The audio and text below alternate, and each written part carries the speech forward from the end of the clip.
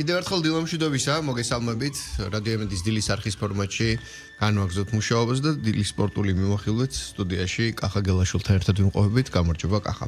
გამარჯობა საზა, მოგესალმებით ვიბრასო მეგობრებო. რა თქმა უნდა, ჩვენი დიალოგის მეტი წელი დაეთმობა ჩემპიონთა ლიგის დრამატულ, გამორჩეულ, საინტერესო დამაფიქრებელ და ამაღელვებელ თამაშებზე, რომელიც წუხელ გაიმართა.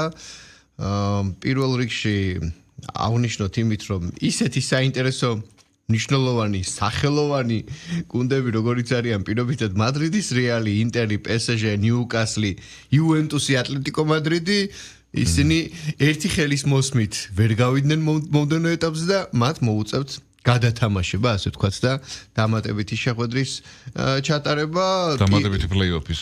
ხო, და ამ გადათამაშების დაწყვილები ვინ ვის შეუწყლდება ამასაც ვნახავ და გავიგებთ. უბრალოდ მე საუბრის დასაწყისშივე ჩამოვხდი იმ პირველ 8 გუნდს, ვინც საწყის პირველ პოზიციაში მოექცა და ამით გაინაღდეს ყოველგვარი გადათამაშების გარეშე პირდაპირ მომდევნო ეტაპზე გასვლა და ძალების გარკვეულწილად დაზოგვა.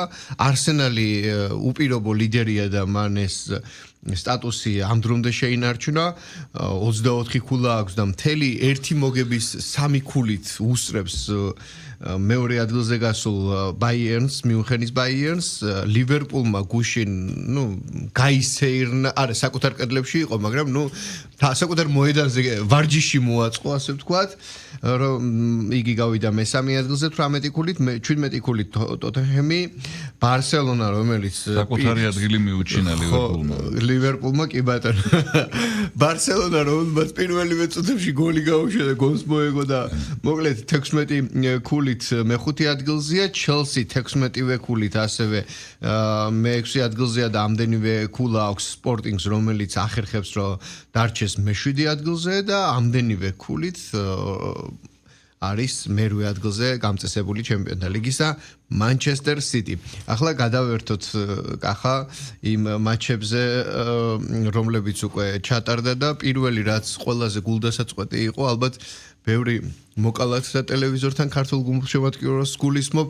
რა თქმა უნდა, არაერთი მატჩი იყო, მაგრამ მგონია, რომ როგორც მე ქართულ მაყურებელთა უმეტესობამ ჩართო PSG-სა და ნიუკასლის დაპირისპირება და გვინდოდა ტკბობა ჩვენი ფეხბურთელის თამაშითაც. გადასარევი პირველი წუთები იყო, შესანიშნავი საგოლე პასი და მთავარი დამრტყმელი ახერხებს გოლის გატანას პარიზული გუნდისა და დემბელე ვერ იყენებს პენალტს და შემდეგ უკვე სათამაშო ეპიზოდი ალბათ უფრო იყო ვიდრე ჩემი აზრით წინასწარ განზრახვა და უხეში ქმედება და იმტრევა კვარაცხელია. ლიგის ძირითადი ფაზა დასრულდა ძალიან საინტერესო დრამატული მატჩებით. ჩვენთვის როგორც ჩვენ აღნიშნეთ, ერთ-ერთი ყველაზე საინტერესო იყო რა თქმა უნდა მატჩი პარი სენ-ჟერმენის მონაწილეობით, ხვიჩა კვარაცხელიას თამაში. თუმცა ეს მატჩი ქართველი გულშემატკივრისთვის შეიძლება ითქვას დამაფიქრებლად დასრულდა. ხვიჩამ ტრავმა მიიღო, როგორც ვიცით, კოჭის ტრავმა და მატჩის დებიუტშივე პრაქტიკულად ამ მოკლე პერიოდში მოახერხა ხვიჩამ საგოლე გადაცემის შესრულება, სწორედ მისი პასის წყალობით. არა, კარგად დაიწყო, აშკარად გოლის გატანისკენაც მიდიოდა, ან მინიმუმ კიდე ერთი საგოლე პასისკენ. დიდი ალბათობით ერთ-ერთი არ მინდა ახლა გადაჭარბებულად, იმიტომ რომ ხვიჩა ეს ვთქვა, მაგრამ და ქართველია, მაგრამ დიდი ალბათობით მე მგონია, რომ ერთ-ერთი ეს მატჩი არ მორჩებოდა, რომ ეს იმპულსი შეენარჩუნებინა და დემბელისაც რო გაეტანა ალბათ. PSG-ს რომ მოეგო ეს თამაში საუკეთესო 8 გუნდს შორის ადგილს იბოვებდა. კი ბატონო და გადათამაშება არ მოგებაზე თამაშობდა ლუის ენრიკეს გუნდი, თუმცა როგორც აღმოჩნდა შემდგომ პრესკონფერენციაზე თქვა კიდევაც ლუის ენრიკემ, რომ ძალიან ძლიერი ფეხბურთელი, ფიზიკურად ძლიერი გუნდის წინააღმდეგ.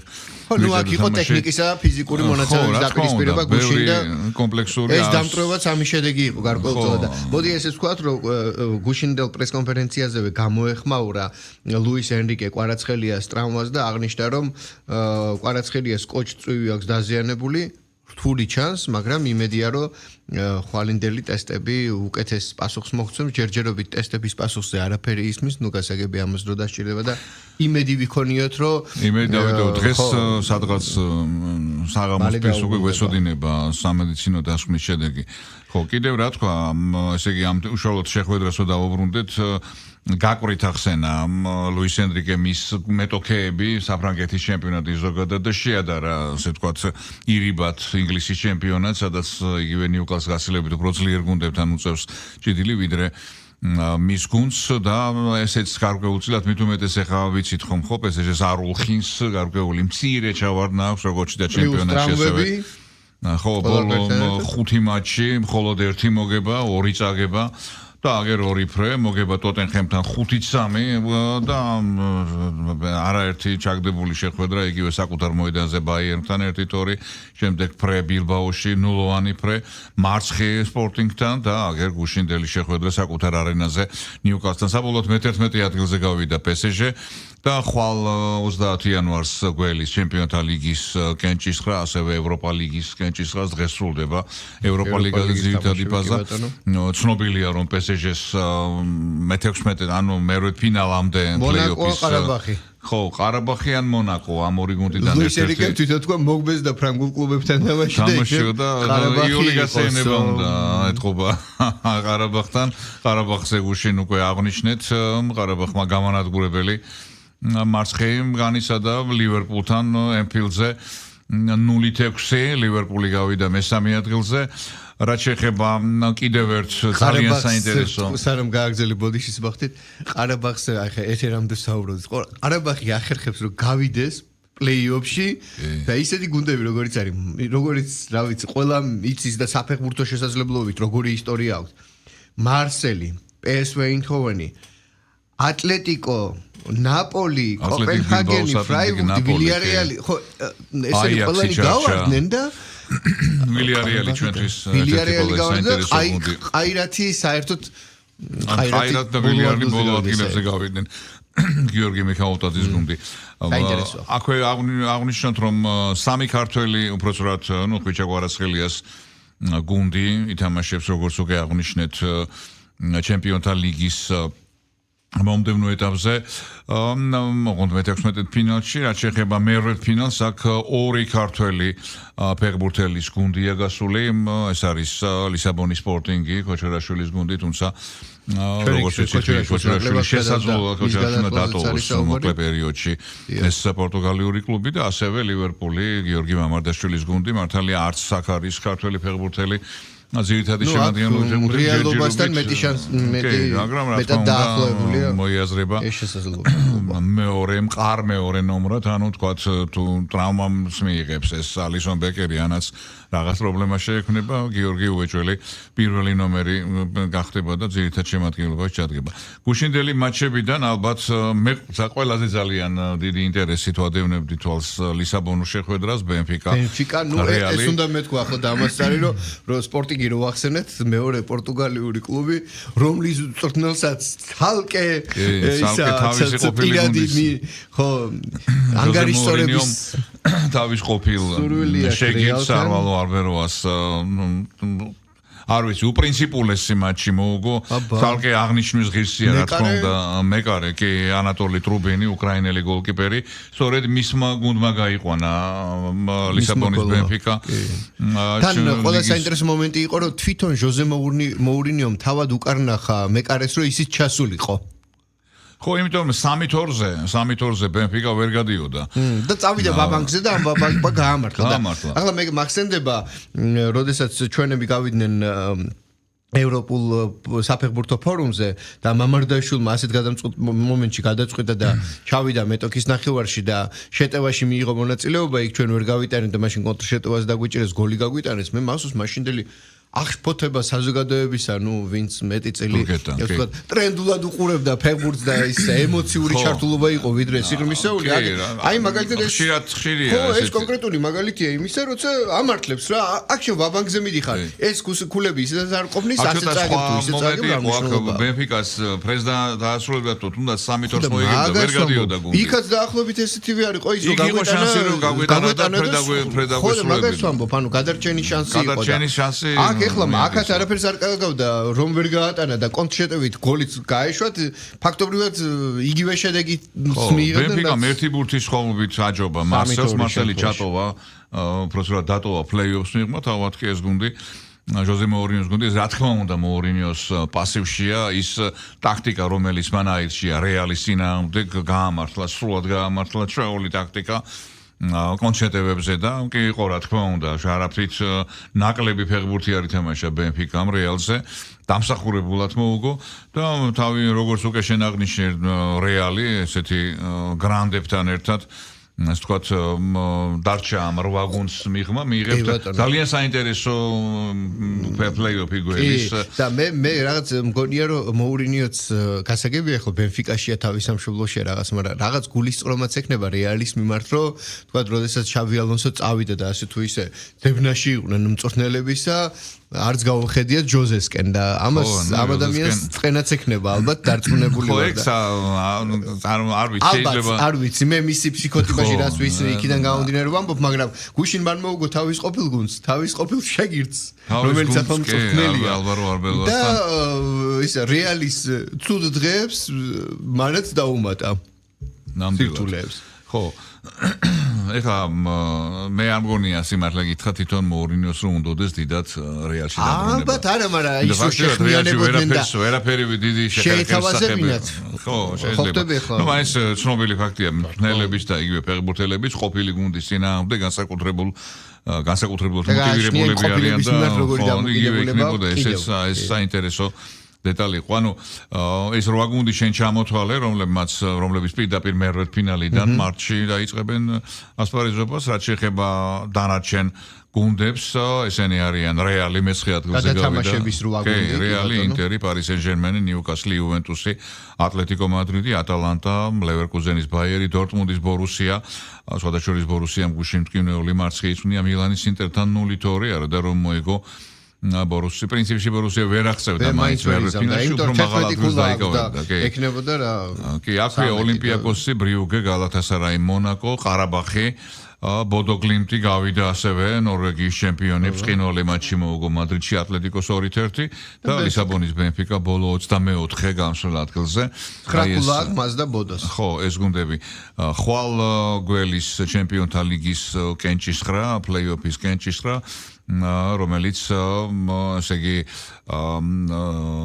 ძალიან საინტერესო წყვილებს მოგცემს სავარაუდოდ და შევიტყობთ თუ ვინ შეხვდება თუ რომელი გუნდი შეხვდება პარი სენ-ჟერმენს მონაკო ან ყარაბახი ამ ორი გუნდიდან ერთ-ერთი ამ ეტაპიდან წილისხრა არ არის გეცოდებული ბრმა უკვე გაწერილია უამრავი რამ მე-16 ადგილზე გასული გუნდები პლეი-ოფის პირველ წრეში განთესილები იქნებიან და საკუთარ მოედანზე ჩაატარებენ განმეორებით შეხვედრას. ხოლო დანარჩენი, ანუ მე-17-დან 24 ადგილებზე გასული გუნდები პირველ შეხვედრებს საკუთარ მოედანზე ჩაატარებენ, ესეც გარკვეულწილად მცირე უპირატესობა მეორე თამაშს ვინც ატარებს საკუთარ მოედანზე იმ გუნდისთვის.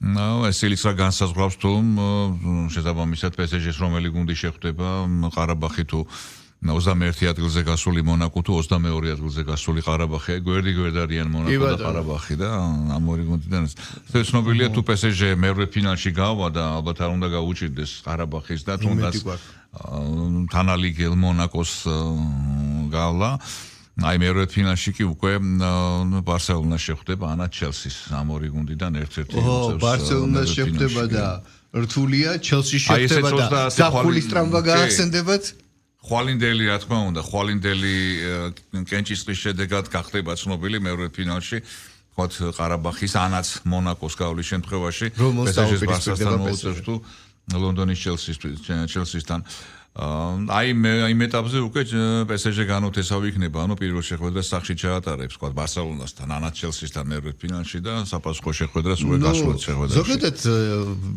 PSG-ს გარკვეულწილად არ უადვილდება, მოდი ასე ვიტყვი, უჭირს თქო ალბათ ეს ჯობია. არ უადვილდება ბრიტანულ კლუბებთან თამაში. პრემიერ ლიგა საერთოდ სხვა დონეა, სხვა განზომილებაა და იქ მართალი თქვა ლუის ენრიკემ. ნიუკასლი ახლა არ არის ისეთი პრემიერ ლიგისთვის ლიგის საზომშიც საშუალოზე დაბალი გუნდი, ხო? არიან იქ ჭყალებში წვრილი გუნდები, რომლებიც პრემიერ ლიგის საზომით არიან, არ წარმოადგენენ გრანდებს, არც საშუალო არ არის, მაგრამ იმ პრემიერ ლიგაში ბოლო ადგილზე მყოფის საფეხბურთო დონე ისეთია, რომ ყოველთვის ეგრე იყო ინგლისში. ეს არის ინგლისის განსაკუთრებულობა და შესანიშნაობა ბრიტანული ფეხბურთისა.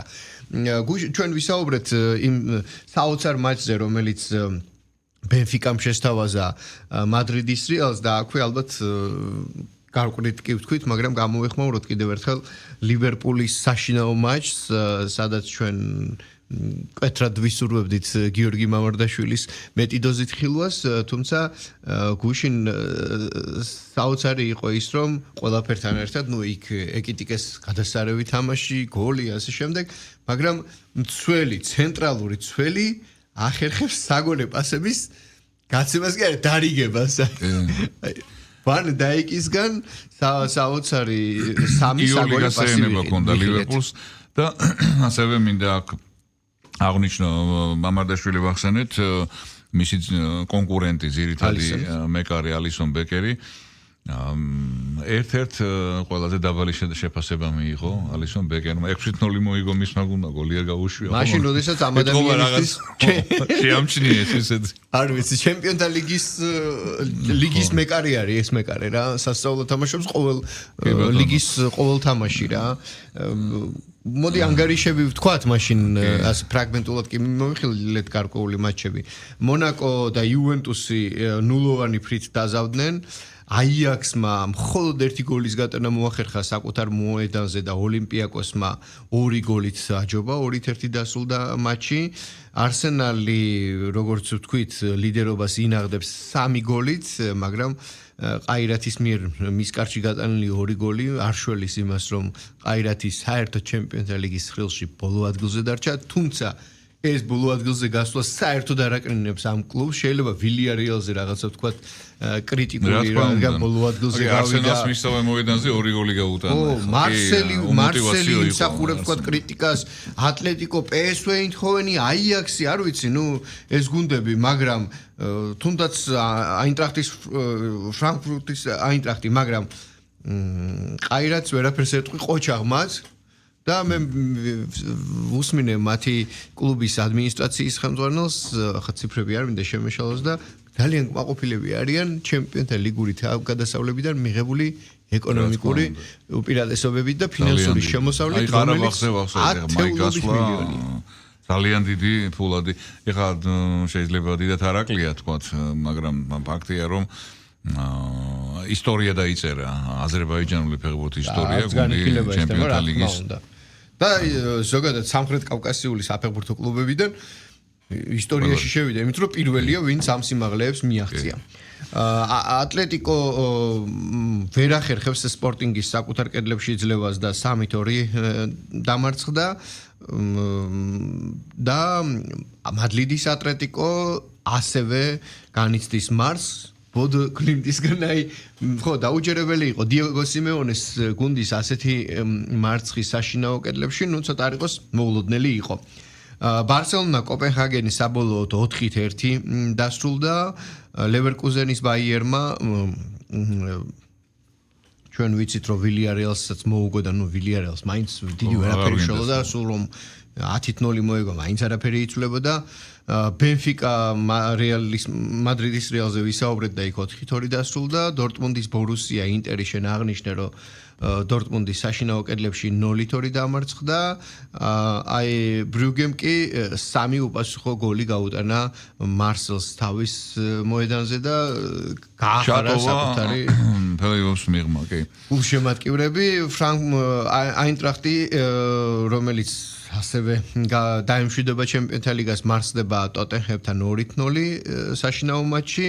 ლივერპულის 6 უპასუხო გოლიან მოგებაზე ყარაბაღთან უკვე ვსაუბრობდით. მანჩესტერმა 2 გოლი გაიტანა და ეს 3 ქულა 2-0 მოუგო გალათასარაის და ეს 3 ქულა მისთვის საკმარისი აღმოჩნდა, რომ გასულიყო პირველ იმ 8 გუნდში, რომლებსაც განაღდებული აქვს მომდევნო ეტაპზე გადასვლა. ნაპოლი დამარცხდა ჩელსისთან 3-2, PSV მიუნხენის ბაიერნი 2-1 სტუმართა, ანუ გერმანელთა გამარჯვებით დასრულდა. პაფოსი ახერხებს პრაღის სლავიას დამარცხება საკუთარ კედლებში, კარგაბლომად გაუტანა გოლები და 4-1. PSG ნიუკასლი ვისაუბრეთ, თითო გოლით დასრულებული ფრე და იუნიონი ახერხებს საკუთარ კედლებში ატალანტას ლევას მინიმალური ანგარიშით და 3 ქულის აღებას, თუმცა არც ამ გუნდისთვის ამ გამარჯვებას ხეირი არ მოუტანია, მაინც 9 ქულით 27 ადგილზეა და ჩემპიონთა ლიგას დაემშვიდობა. აი ესეთი მართლაც დრამატული, საინტერესო გამორჩეული ჩემპიონთა ლიგისთვის დამამშვენებელი და დამახასიათებელი მატჩები იყო წუხელ ჩვენ ვისაუბრეთ, რომ პარი სენ-ჟერმენის მეტოქე გაერკვევა ხვალ, ან ყარაბაღი, ანაც მონაკო და ასევე ვთქვით, რომ სავარაუდო მეტოქეები იქნებიან ჩელსი, ანაც ბარსელონა, რა თქმა უნდა, ამ პლეი-ოფის გავლის შემდეგ მერვედ ფინალში, რაც შეეხება მამარდაშვილის და კოჩურაშვილის გუნდებს, ორივე, როგორც უკვე აღნიშნეთ, მერვედ ფინალშია გასული და მანამდე, ანუ ეს წინა ეტაპი, მერვედ ფინალის წინა ეტაპი, სადაც იგივე PSG და სხვა გუნდები ითამაშებენ. ეს გუნდები თავისუფალია, როგორც ლივერპული, ასევე სპორტინგი. აი ლივერპული კი მერვედ ფინალში სავარაუდო მეტოქეები არიან ბრიუგე, გალათასარაი, იუვენტუსი და ატლეტიკო. ამ 4-დან ერთ-ერთს შეხვდება. მერვედ ფინალში რაც შეეხება კოჩორაშვილის სპორტინგს, თუ მაგდროისთვის მიეცემა უფრო მეტი სათამაშო დრო და საერთოდ თუ დარჩა გიორგი ამ გუნდში, მივესალმები პირადად მე, რა თქმა უნდა, ჩემპიონთა ლიგის მერვედ ფინალში თამაში ნებისმიერი გუნდისთვის, ნებისმიერი გრანდისთვის, რა თქმა უნდა, წარმატებაა. აი სავარაუდო მეტოქეები სპორტინგისა იქნებიან ბოდო გლიმტი, აგე ნორვეგიის ჩემპიონი, რომელიც გაძვრა, შეიძლება ითქვას, ლისაბონის ბენფიკა და რაც ყველაზე მთავარია, მილანის ინტერი ან მადრიდის რეალი. აი ამ 4 გუნდიდან მერვედ ფინალში სპორტინგი ერთ-ერთ შეხვდება, ბოდო გლიმტი, ბენფიკა, რეალი, ინტერი. სანამ ჩვენი საერთო დრო მოიწურა, მინდა რომ ფუტზალსაც მოვასწროთ საუბარი კახა, ჩვენმა ეროვნულმა ნაკრებმა ევროპის ჩემპიონატის ჯგუფურ ეტაპზე ასპარეზობა დაასრულა, დამარცხდა საფრანგეთთან ანგარიშით 3-1 და აჯგუფში ბოლო მეოთხე ადგილზე ვართ ხომ, მხოლოდ 1 ქულით. ხო, როგორც აღმოჩნდა, თქვათ, საფრანგეთის დამარცხების შემთხვევაშიც ვერ გავდიოდით. ხორვატიამ მოუგო უშინ უპრობლემოდ. კი, იყო რაღაც ბრძოლა, მაგრამ თუმცა ხორვატიასთან ათამაშები 2-2, ერთადერთი ამ ჩემპიონატზე ჩვენი ნაკრების ბრწყინვალე თამაში უნდა ითქვას და განსაკუთრებით ჩვენი ნაკრების მეკარე ალი ასლანი, რომელმაც 33 დარტყმა მოიგერია ხორვატიასთან. არც გუშინდელ თამაში იყო, გუშინ 23-24 მოგერიება ჰქონდა საფრანგეთი. კი მართალია, ფუტზალში არანაირი ისეთი თქვათ ევროპის ჩემპიონატის წარმატება არ აქვს, არც ერთი ადგილი არ დაუკავებია, თუმცა ძალიან ძლიერი გუნდია ფიზიკურად, არაერთი უძლიერესი თქვათ აფროფრანგი თამაშობს საფრანგეთის ნაკრებში, როგორც ყველა ნაკრებში და აქაც მოკლედ ბრწყინვალე ჩაატარა.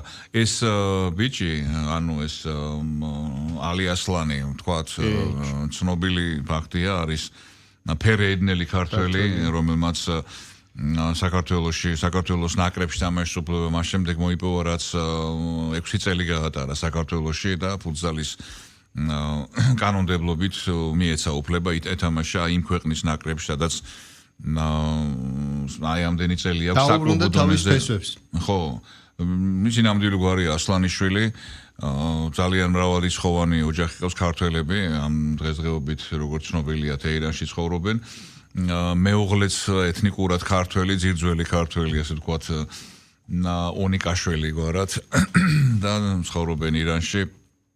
და საქართველოში თამაშობს, ეს იყო როგორც მან განაცხადა ერთ-ერთ ინტერვიუში, უდიდესი ბედნიერება და ოცნების ასრულება, რომ საქართველოს ნაკრებში ჩემს ისტორიულ სამშობლოში სამშობლოს ღირსებას ვიცავდა, ევროპის ჩემპიონატზეც გავიდა, ბიჭმა ითამაშა ძალიან კარგად და ასე ვთქვათ, რა თქმა უნდა, აღსანიშნავი ფაქტია და ვფიქრობ, რომ მაინც შესახებ, ალიასლანის შესახებ ქართველმა გულშემატკივარმა სპორტის მოყვარულმა და ზოგადად არასპორტის მოყვარულმა საზოგადოებამ უნდა იცოდეს ბევრი რამ. ასე რომ საქართველოს ფუტზალის ნაკრები ეთიშება ევროპის ჩემპიონატს, ერთი ფრე ორი წაგება და დასანანი მარცხი ლატვიასთან 0-4 ლატვიამ გუშინაც წააგო, წინა მატჩი წააგო და საბოლოოდ საქართველო და ლატვია პლეი-ოფს მიღმა დარჩნენ, საფრანგეთი, ხორვატია აგრძელებენ საჩემპიონო ბრძოლას. მე ამაზე ვისაუბრებ ერთ-ერთ გამოშვებაში უფრო ცვლად და რა თქმა უნდა. მოკლედ ჩვენ დავასრულეთ ძირითად თემებზე საუბარი, რა თქმა უნდა, გამოვეხმაურეთ საფეხბურთო ჩემპიონთა ლიგის დაპირისპირებებს და ყველაზე მნიშვნელოვანი იმედი დავიტოვოთ, რომ ხვიჩა კვარაცხელია ძალიან სწრაფად საღამოსთვის შევიტყობთ მისი ტრავმის ხარისხს. იმედი დავიტოვოთ, რომ ყარაბაღს თუ შეხვდებიან, კავკასიაში PSG ხვიჩასთან ერთად გარკვეულწილად მასპინძლის ამბავში, რეგიონულ ჭრილში ვამბობ და იმედია, რომ ყველაფერი კარგად დასრულდება, იმიტომ რომ ძალიან საფრთხილო და საშიში თემაა. მოკლედ, მადლობა კიდევ ერთხელ. მადლობა ასევე საინტერესო სპორტული მიმოხილვისთვის და ხვალდილას ჩვენ ისევ ფეხბურთზე გვექნება აქცენტი, ხო, მაგრამ ხო, არა უმაღლესი ჩემპიონთა ლიგის მაგრამ ევროპა ლიგის რანგით მეორე ტურნირი იქნება, რომელზეც ვისაუბრეთ ევროპულ ფორმატში. სადაც ორი ქართული ბრიგადა მოემსახურება, 8 ქართველი მსაჯი. ამაზეც რა თქმა უნდა, ხვალ ვისაუბრებთ. ძალიან კარგი მიღწევა, გარღვევაა ჩვენი მხრიდან, რომ მარტო ფეხბურთელებზე არ ვსაუბრობთ, როცა ფეხბურთზე აქცენტს ვაკეთებთ. მადლობა, კახაგელაშვილის სპორტის სხვა სიახლეებით მოგვიანებით დაგიბრუნდებათ. მე აბსოლუტურად სხვა თემებით 11 საათიანი საინფორმაციო გამოშვებით დაგიბრუნდებით კვლავ პირდაპირ ეთერში. მადლობა დროებით.